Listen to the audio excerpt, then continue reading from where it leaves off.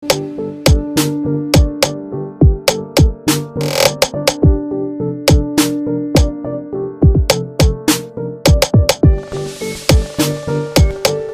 kasih Bapa, kami bersyukur pagi ini Tuhan bangunkan kami dengan tubuh yang sehat, tidak kurang suatu apapun, semua karena anugerah Tuhan. Berkati setiap kami, urapi setiap kami Tuhan, untuk menjalani hari ini dengan hati yang tertuju hanya kepada Tuhan Yesus. Sertai langkah hidup kami agar kami melakukan apa yang berkenan di mata Tuhan dan dijauhkan dari segala yang jahat. Biarlah firman-Mu menjadi landasan kami pada hari ini. Dalam nama Tuhan Yesus, urapi hamba-Mu yang tidak ada apa-apanya, urapi setiap kami. Kami berdoa mengucap syukur, kami sambut firman Tuhan. Haleluya. Amin, amin, amin. Iya, baik saudara, kita sama-sama akan belajar firman Tuhan pagi ini. Kita bersyukur kita bangun dengan tubuh yang sehat, tidak kurang suatu apapun, semua karena anugerah Tuhan. Firman Tuhan terambil dari Roma pasal yang kelima. Roma pasal yang kelima, saudara, ayat yang pertama dan ayat yang kedua dikatakan di sana. Sebab itu kita yang dibenarkan karena iman, kita hidup dalam damai sejahtera dengan Allah oleh karena Tuhan kita Yesus Kristus. Oleh Dia kita juga beroleh jalan masuk oleh iman kepada kasih karunia ini. Di dalam kasih karunia ini kita berdiri dan kita bermegah dalam pengharapan akan menerima kemuliaan Allah. Dan bukan hanya itu saja, ayat 3, kita malah bermegah juga dalam kesengsaraan kita karena kita tahu bahwa kesengsaraan itu menimbulkan ketekunan. Dan ketekunan menimbulkan tahan uji, dan tahan uji menimbulkan pengharapan, dan pengharapan tidak mengecewakan karena kasih Allah telah dicurahkan dalam hati kita oleh Roh Kudus yang telah dikaruniakan kepada kita.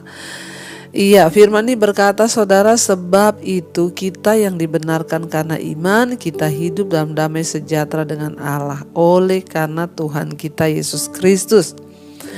Kita bersyukur dengan kedatangan Yesus ke dalam dunia, kita boleh memiliki pengharapan. Bukan hanya itu saja, Yesus datang ke dalam dunia untuk mendamaikan kita dengan dirinya, dengan Allah.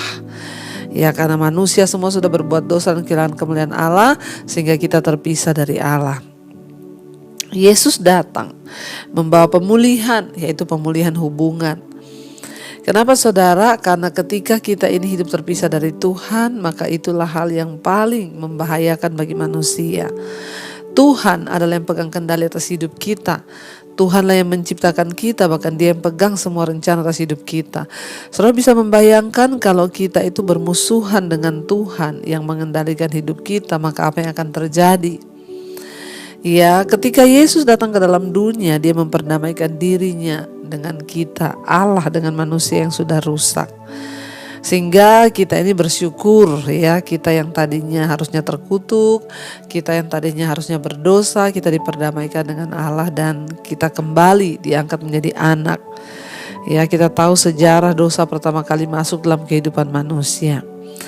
Orang yang berdamai dengan Tuhan itu dia memiliki damai sejahtera, ya. Makanya dikatakan di sana, ya, kita yang dibenarkan, ya, karena iman kita hidup dalam damai sejahtera dengan Allah. Ya, artinya apa saudara? Damai sejahtera itu yang paling dibutuhkan oleh manusia. Orang yang hidupnya berdamai dengan Allah itu dia damai sejahtera. Tapi orang yang jauh dari Tuhan, yang bermusuhan dengan Tuhan, dia hidup dalam dosa, itu hidupnya tidak damai saudara. Ya, penuh dengan tekanan, persoalan, ya, bahkan dalam hatinya itu gak ada damai sejahtera. Tapi ketika kita ini diperdamaikan dengan Tuhan, maka yang pertama cirinya adalah kita hidup dalam damai sejahtera. Makanya orang yang hubungannya dengan Tuhan itu sudah baik, sudah pulih, dia juga bisa berdamai dengan sesamanya. Sebaliknya, orang kalau hidupnya hubungannya dengan Tuhan rusak, maka dia juga bisa merusak, ya, hubungannya dengan sesamanya.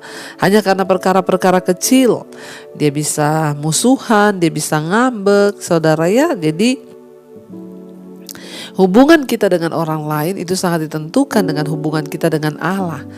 Ketika seseorang dengan hubungan dengan Tuhan baik, maka di rumah tangga dia baik, ya. Tapi kalau orang hubungannya dengan Tuhan rusak, maka dia nggak mungkin bisa jadi suami yang baik, dia nggak mungkin jadi istri yang baik, dia nggak mungkin jadi ibu yang baik. karena hubungannya dengan Tuhan rusak. Tapi ketika hubungannya dengan Tuhan benar, maka dia pasti akan menjadi suami yang baik, dia pasti akan menjadi ibu yang baik, dia pasti akan menjadi istri yang baik, dia pasti akan menjadi anak yang baik. Jadi tolak ukurnya kekristenan itu adalah menjadi orang yang diperdamaikan dengan Allah, memiliki hubungan yang damai dengan Allah, sehingga hubungannya dengan sesama juga bisa damai ya. Tetapi kalau tidak, ya seperti itu saudara, akhirnya kekacauan, pemberontakan, permusuhan. Suami kalau tidak berdamai dengan Allah, maka dia akan menjadi suami yang tidak tanggung jawab di rumah, hanya membawa keburukan bagi istri dan anak-anaknya. Demikian juga istri, kalau dia tidak berdamai dengan Tuhan, maka dia akan menjadi istri yang hanya membawa keributan di rumah, menjadi ibu yang membawa keributan, berantem di rumah. Apalagi kalau suami istri dua-dua belum diperdamaikan dengan Tuhan, wah, membawa malapetaka saudara ya. Karena itu kita semua perlu diperdamaikan dengan Allah lewat kita menerima Yesus Kristus sebagai Tuhan dan Juru Selamat. Ya, dikatakan kita yang dibenarkan karena iman, kita hidup dalam damai sejahtera dengan Allah.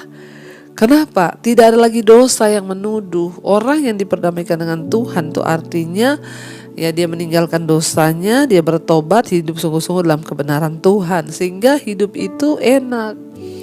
Waktu tidak ada dosa yang menuduh, tidak ada iblis yang menuduh hidup kita, maka hidup kita ini enak, nyaman, aman, damai, tentram. Tapi kalau ada dosa, ya itulah yang akhirnya merusak kehidupan manusia. Jadi oleh karena Yesus, kita ini dapat jalan masuk kepada iman, ya. Jalan masuk oleh iman kepada kasih karunia. Di dalam kasih karunia ini kita berdiri dan kita bermegah dalam pengharapan akan menerima kemuliaan Allah. Ya, dengan iman kita kepada Yesus, kita ini dapat jalan masuk kemana? Kepada kasih karunia Allah. Untuk apa kasih karunia Allah itu? Kita mau menjadi orang yang benar, kita butuh kasih karunia Allah. Ya, kita hidup butuh kasih karunia Allah. Kita bernapas bahkan butuh kasih karunia Allah. Kita bekerja, kita butuh kasih karunia. Apa itu kasih karunia? Ya, kasih karunia itu adalah sesuatu yang memampukan manusia. Ya, jadi kita ini hidup semua butuh kasih karunia. Bahkan untuk bernapas pun kita itu membutuhkan kasih karunia Tuhan. Tanpa kasih karunia Tuhan, ya maka kita ini tidak ada apa-apanya dan bahkan tidak bisa melakukan apapun. Karena Allah yang menciptakan hidup kita, Allah yang pegang kendali. Maka saudara bayangkan kalau seseorang yang diciptakan oleh Allah tapi dia bermusuhan dengan Allah, ya nggak tahu hidupnya seperti apa saudara. Kita butuh kasih karunia Tuhan. Artinya apa? Kita butuh sesuatu yang memampukan kita, karena memang sesungguhnya kita gak bisa melakukan apapun dengan diri kita sendiri. Ya, nah ketika kita itu masuk dalam kasih karunia Allah, dikatakan dan bukan hanya itu saja, kita juga malah bermegah dalam kesengsaraan kita. Orang-orang yang sudah diperdamaikan dengan Tuhan, mereka bukan lagi menjadi orang-orang yang mudah protes, gampang marah, gampang tersinggung sama Tuhan. Kenapa Tuhan engkau begini, kenapa? Sebaliknya, orang-orang yang sudah diperdamaikan dengan Allah lewat Yesus Kristus, mereka itu menjadi orang-orang yang tahu bersyukur sekalipun di dalam kesengsaraan. Yang namanya mengalami kesengsaraan itu tidak enak, tapi Alkitab berkata orang yang sudah diperdamaikan dengan Kristus, mereka itu dapat mengucap syukur, bermegah sekalipun mereka di dalam kesengsaraan. Itulah bedanya. Ya, ada seorang jemaat Mesbah Doa WA saya, Bu, terima kasih saya banyak diubahkan lewat Mesbah Doa. Dulu saya ini kalau menghadapi masalah, saya langsung datang sama Tuhan berdoa. Saya bilang, Tuhan kenapa lagi Tuhan? Masalah lagi. Tapi sejak saya rutin, dia bilang mengikuti khotbah ibu, mesbah doa, mesbah syukur. Sekarang saya kalau ada masalah, saya bilang Tuhan terima kasih Tuhan. Saya percaya lewat masalah ini iman saya akan lebih naik. Ya, karakter saya akan semakin dibentuk. Ya, itu yang benar. Itu artinya saudara sudah mengalami yang namanya diperdamaikan dengan Kristus. Orang yang gampang bersungut, gampang frustrasi, gampang marah, menyalahkan keadaan, menyalahkan keluarga, menyalahkan Tuhan, itu tanda orang ini belum mengalami Tuhan Yesus secara pribadi, belum lahir baru. Karena orang yang sudah dibenarkan, yang sudah memperoleh kasih karunia Tuhan, berdamai dengan Tuhan, hidup mereka itu ya berbeda dengan orang dulunya. Mereka dapat bersyukur sekalipun dalam kesengsaraan. Nah saudara, apakah kita selama ini sudah mampu bersyukur dalam masalah yang kita alami? Apakah kita menjadi orang-orang yang terus menyalahkan Tuhan, bersungut-sungut dan lain sebagainya? Mari hari ini kita menyadari bahwa ketika kita sudah ditebus oleh Yesus, kita sudah dilahirkan kembali, kita sudah mendapatkan kasih karunia, maka kita harus bersyukur. Dalam segala hal kita bersyukur. Ketika menghadapi kesengsaraan, katakan terima kasih Tuhan, aku percaya aku sedang dibentuk menjadi sempurna seperti Yesus.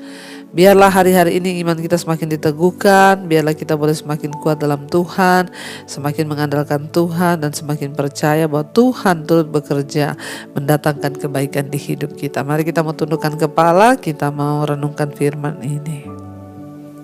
Terima kasih Tuhan, kami percaya Engkau Tuhan yang turut bekerja dalam segala sesuatu untuk mendatangkan kebaikan di hidup kami.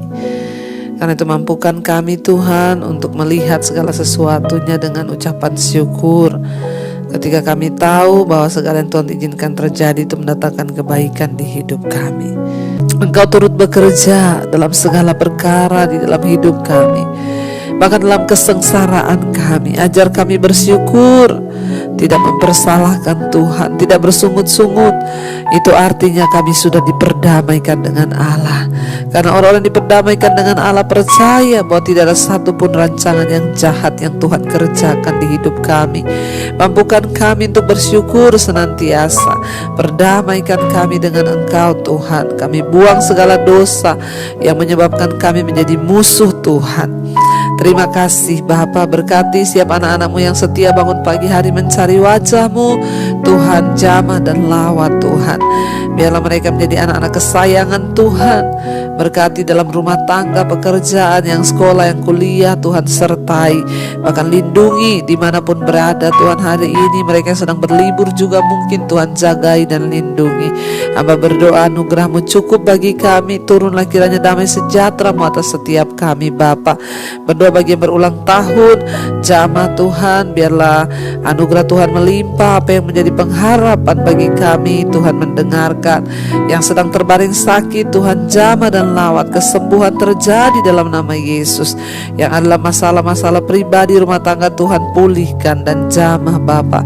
Kami percaya dalam nama Yesus ada jalan keluar. Terima kasih Tuhan, mengucap syukur biar apa yang kami kerjakan hari ini Tuhan buat berhasil. Mari kita berdoa. Bapa kami yang ada dalam sorga, dikuduskanlah nama-Mu, datanglah kerajaan-Mu, jadilah kehendak-Mu di bumi seperti di sorga. Berikanlah kami pada hari ini makanan kami yang secukupnya, dan ampuni kami akan kesalahan kami, seperti kami juga mengampuni orang yang bersalah kepada kami. Janganlah membawa kami dalam pencobaan, tapi lepaskan kami daripada yang jahat. Karena Engkau yang punya kerajaan dan kuasa dan kemuliaan sampai selama-lamanya. Mari buka hati dan tangan-Mu saudara. Terimalah kiranya berkat dari Allah Bapa, cinta kasih Tuhan Yesus Kristus, penyertaan Allah Roh Kudus melimpah atas hidup kita. Mulai hari ini bahkan sampai kali yang kedua Tuhan Yesus datang menjemput kita, nama kita tercatat dalam kitab kehidupan. Dalam nama Tuhan Yesus yang percaya diberkati, katakan bersama, amin, amin, amin. Tuhan Yesus memberkati, shalom dan Immanuel.